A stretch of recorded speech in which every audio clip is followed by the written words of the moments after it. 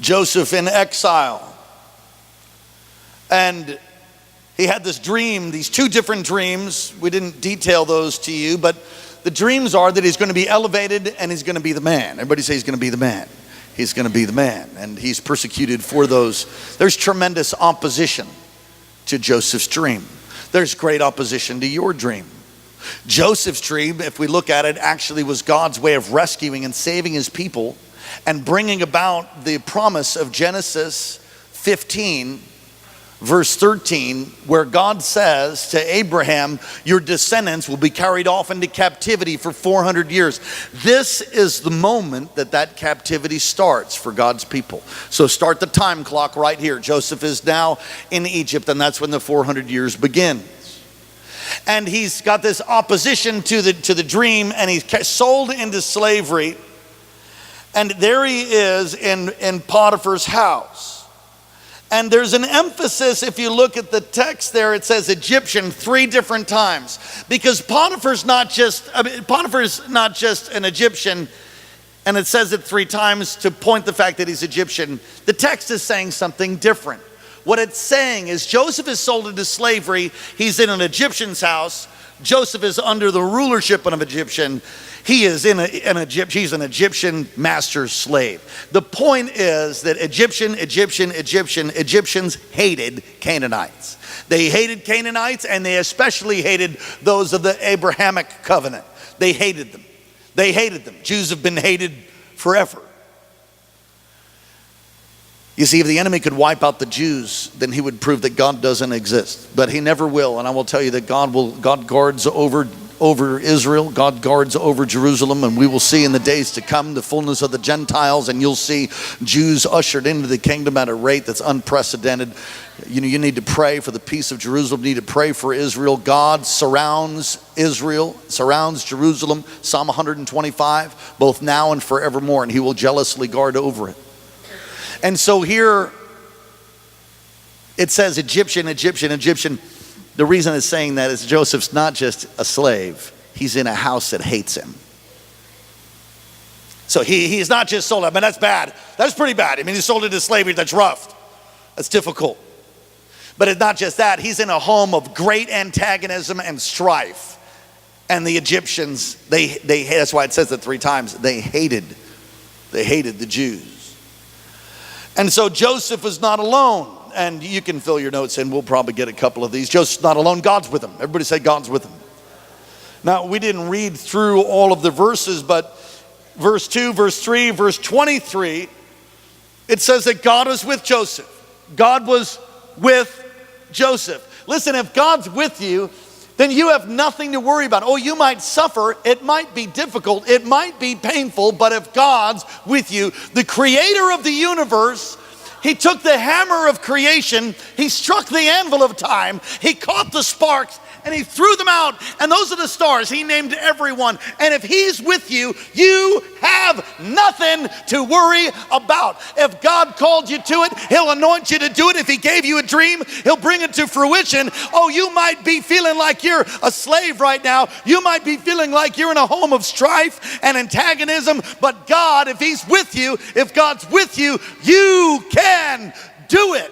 You can make it. Come on, someone say, I'm going to make it. Because God's with me. Yeah, that's really the key of the entire text. God's with him. It's an interesting verse, really, to understand that God is with Joseph. I have a new set of headphones. They're Bluetooth, because I got an iPhone 7, not that Samsung blow-up model. I got an iPhone 7. Anyway, you know, they won't even let those things on airplanes out. You're like, if you have a Samsung 7, please deposit it in the trash can. You can't bring it on the plane.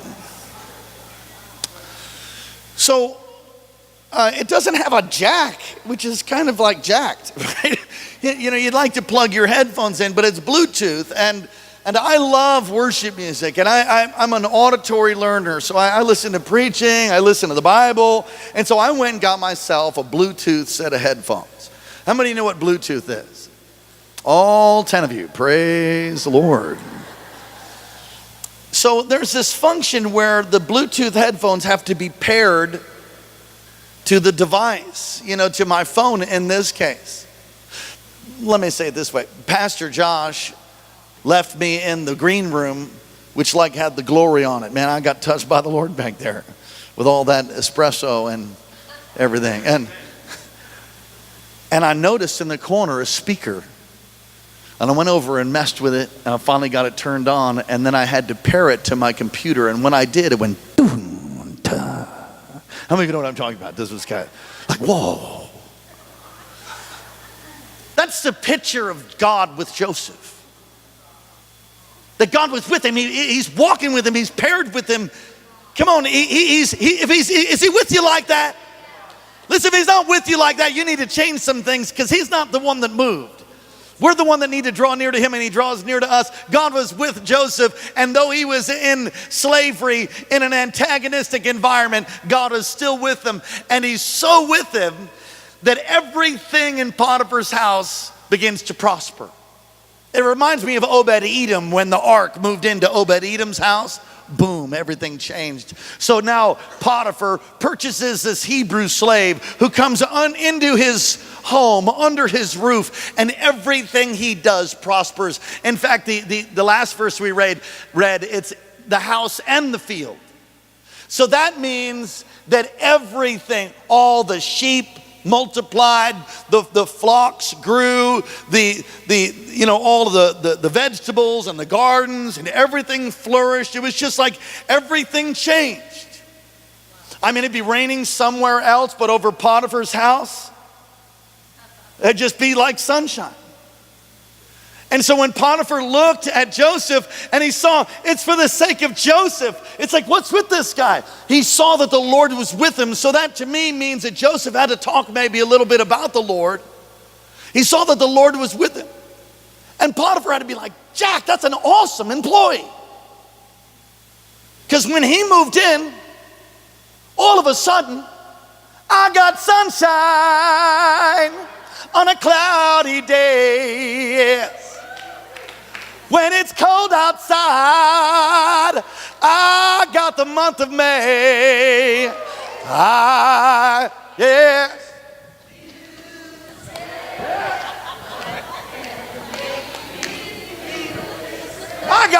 My God. Talking about my God. Woo-hoo. So because of Joseph, all of a sudden Potiphar's got it going on. And he recognizes it. And it's releasing favor to Joseph. And he becomes the second in command of Joseph's house. If you were to go on to continue to read the text, we find emerging some opposition now again. Potiphar's wife apparently is a hussy. It was an actual word, hussy. That means adulteress. That's what it means. You can go Google it if you want to. Be careful though. Don't Google it, says pastor. Look at verse 6. So he left all that he had, except for the bread which he ate. That is a Hebrew idiom. It's a delicate sentence. The bread that he ate is talking about his wife. It's talking about that which sustains and blesses him. So Joseph had everything under his charge except for the bread he ate, which is a beautiful picture of marital love. Although I don't think it was so good with Potiphar and his wife. And it says, and it came to pass, verse 7, you all there, that his master's wife cast longing eyes on Joseph. And she said, lie with me. Oh, snap. But he refused. And he said to his master's wife, look, my master does not know what is with me in his house. He's committed all these things to my hand. There is no one greater in this house than I, nor has he kept back anything from me but you, because you are his wife. How then can I do this great wickedness and sin against you? Look at verse 10. Genesis 39 verse 10. And so it was, as she spoke to Joseph day by day, that he did not heed her to lie with her, nor to be with her. The day by day phrase is to understand that she did everything she could possibly do to seduce that young lad, who the text says he was ripped. We didn't read that part, but he says he's like good looking dude and totally like really low body fat and shredded. Actually, it could mean that he was huge because that was the in thing. I don't know. It just says that he was good looking. How many of you know really being gigantically fat was in at one point? It's not so good for your health. Come on, slap the neighbor 5 and say, oh, it's good to be in church. You look thinner this morning. Go ahead, tell it.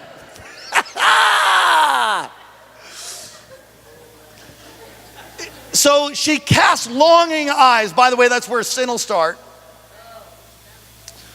Desire and enticement many times starts with the eyes. You can do a study on that from Eve all the way through. And she begins to lust after him. And it says day by day. So day by day, she would come and she would say, hey, Joseph.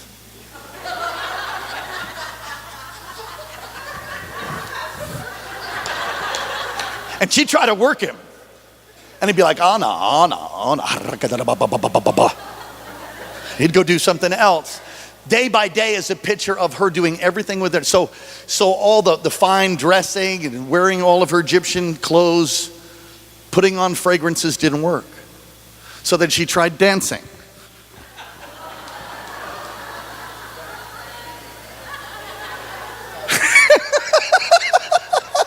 In other words, then she tried threatening him. If you don't sleep with me, you're in some serious trouble. She tried that. She tried giving him money. She tried everything she could to seduce him, but he could not be purchased because he had something far greater than lust or sex could ever give. He had something far greater. He had God. God was with him, and he wasn't going to break his covenant. And he wasn't going to break the covenant he made with Potiphar. God was with him. Listen, in your life, God has given you dreams, and he wants to give you even bigger ones. If God's not with you, it's simply not going to come to pass. But if God is with you, he'll put favor on you. And though it might be raining somewhere else, you'll have sunshine on a cloudy day. Because God's with you, and God will give you favor. You'll get the perfect parking space so you can even be early for your meeting. He'll hook you up and connect you. He'll give you divine appointments. But in the midst of that, the enemy will many times send a Jezebel, send a hussy, send some lust-filled man, send some person who wants to derail you. And if you don't have conviction and you don't have a walk with the Lord that is deeper and broader and more exciting than lust or sin, then you might actually fold in and cave in to the ugly one. Listen, old Slewfoot, the devil, old Slewfoot, he wants to mess with you. The ugly one, don't dance with him. Don't open up the door for him. Joseph passed that test. And it's interesting if you go on to read, you'll see that she grabs his coat. Now, actually, it was on a particular day that comes to pass where none of the other slaves are around. There's nobody else there. Look at verse 11.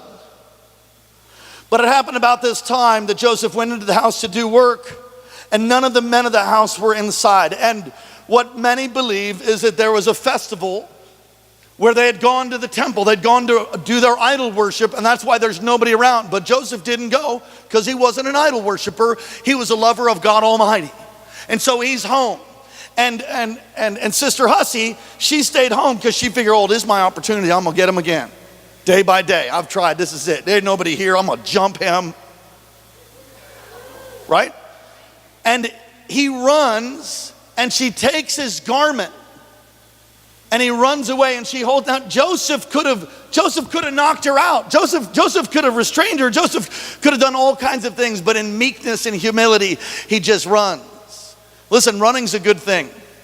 Sometimes you need to run. I have many stories of my earlier walks with Jesus of just running away. Some of you need to run, flee. New Testament says flee sexual immorality. You start feeling it come on you, like, run!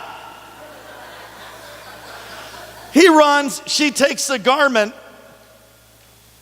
caught him by his garment and said, lie with me, verse 13. And it was, as she saw that he had left his garment and fled outside, verse 14, she called to the men of the house. So I guess they're coming back now, or she begins to scream and holler. And she says, see, he's brought this, and he's really talking about her husband here. See, he's brought into us this Hebrew to mock us. See, there's that derogatory, antagonistic, prejudice statement. This Hebrew, brought this Jew in here to mock us. And she yells and she makes this plan to accuse him of trying to rape her. And it happened in verse 15. She lifted up her voice and cried out. You know, she tells the whole story. And then her husband comes back from the jail, because he was really the warden, comes back from all of his duties of the day for Pharaoh. And there they are, Joseph, if you can imagine it, and his wife. And Potiphar hears the story, and he says to Joseph, you're going to prison, and I'm putting you in charge of the prison, basically. Why would he do that? Because he didn't believe his wife. Because to make an attempt to commit rape would have been absolute death for anybody that attempted to do it. And so by him not killing Joseph meant that he didn't believe her. He's like, yeah, I've seen the way you're looking at him, and I saw how you were looking at Billy Bob too. You need some serious healing, deliverance. Sorry, Joe. Gots to go. You want to get away from her, she's going to mess you up, man. Now that's really the picture. And he ends up in prison. Now here's the punch. All the while, in the midst of this challenge, Joseph, dysfunctional family, betrayed by his brothers, thrown in the pit, sold into slavery, now in Potiphar's house, but God is with him. God is what? God is with him. God gives him favor. And he blesses them, and then comes another attack, another assignment, but God working all things together for the good. Romans 8:28. Joseph is sent to prison, and it's in prison that he's going to have a divine appointment. And in prison he meets two people eventually, the cupbearer and the baker, both put in prison. Both of them have dreams, and it's a beautiful section of text. As you read it, you see the compassion of Joseph as he comes to these two men who had these dreams, and they're troubled because nobody can interpret the dreams. And he says, are not all interpretations with God? He's not filled with bitterness. He's not angry. Listen, some of you are filled with bitterness and anger, and you want to see your dream come about, but if you don't settle it before God and just trust him and trust his leadership, then you just might be stuck. You might not make it to the next place. And I think about David and how God led David after Ziklag to run into an Egyptian. And the Egyptian, he had compassion on the Egyptian. The Egyptian had the plan of where his wives and his family were. Come on, God wants to help you, but you got to be filled with compassion. Don't get bitter. Don't get angry. Be kind. Be gracious. Be Christ-like. And Joseph had resolved all of these things with the Lord. Anyway, God gives him a gift of interpretation. We never hear about that before, but he now has a dream interpretation, interprets the dreams, and because of those relationships, he eventually is brought before Pharaoh. But know this, he's actually in prison approximately 10 years. See, some of you have a dream and it hadn't happened in the first 6 months, so you're like ready to throw in the towel and wonder where God is.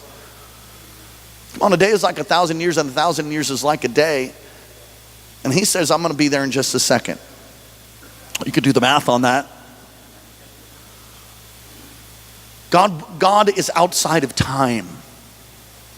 He's outside of time.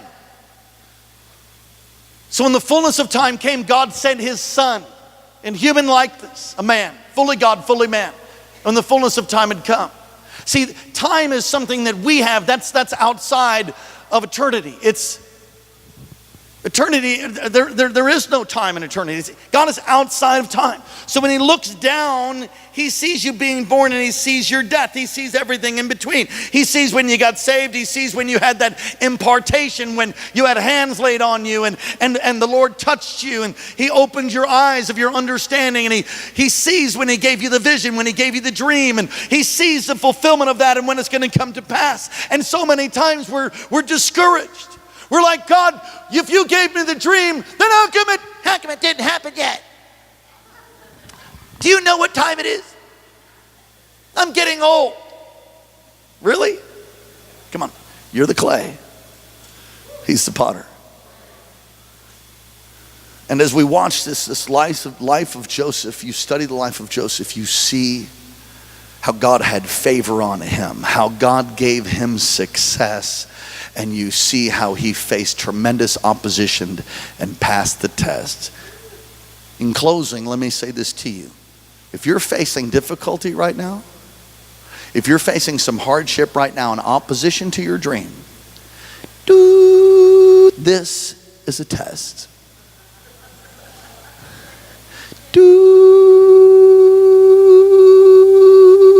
Come on the first Monday of every month, they still have that siren going off? It's a test. Come on, somebody say it's a test. On the other side of the test is victory and breakthrough. And what Joseph did, he was able to pass the test, and he ended up, he's forgotten by the baker loses his head, the cupbearer, the butler gets restored, and the butler has amnesia, but eventually he remembers, oh, there's a guy who can interpret dreams. And Pharaoh's disturbed, and they call the Jew, they call the Hebrew. And he counsels the wisest, or he counsels the strongest, most powerful man in all the world. He counsels Pharaoh, interprets the dreams. And Pharaoh's like, oh, wow. Is there anybody smarter than him? Everybody's like, no, he's the man. Well, you should be the guy. I'll make you second in charge. And what happens is the dream, which was totally impossible, comes to pass. There are no impossible dreams, not the ones that God gives. Your dream, yeah, that might not be possible. But if you allow God to give you a dream, if you allow God to help you, then it'll bloom and it'll blossom, it'll flourish.